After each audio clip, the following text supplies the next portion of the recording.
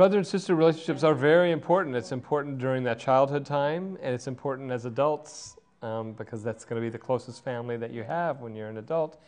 And so I think that is something that parents can do to help support that.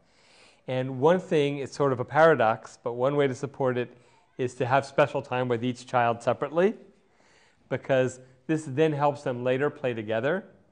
So if you think about a typical situation where an older child is bossing around the younger child, well, in the one-on-one time, the older child can boss you around, and you can really make a game out of it. It's like, oh, what do I do next? Oh, and what should I do next? And, oh, you keep bossing me around. And you just make them laugh about it.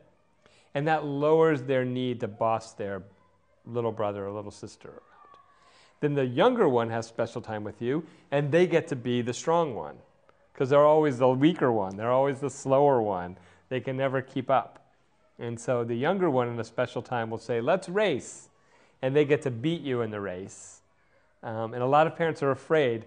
It's like, oh, what does that teach them if you beat them in the race? Well, and they say it's not fair. Well, it's not fair for a grown-up to race against a young child. It's already not fair. And so you can give yourself a little handicap and let them win, and they feel so strong, and then they get to go back and not just feel like the little weakling who doesn't have any power or anything with their brother or sister, and that actually builds the relationship. So that's the special time with each of them. Then you can also say, okay, it's brother-sister time. It's like, what's brother-sister time? It's like, I'm just going to give the two of you or the three of you my full attention. And you could fight if you want. And normally I'm yelling at you, stop fighting, but like, this is your time. If you want to use it fighting, go ahead. Or you can cooperate, or you can come up with something. And if one says, yeah, let's do this, it was like, no. It's like, oh, a fight, that's great, go ahead. And it's just you're beaming attention at the two of them or the three of them together.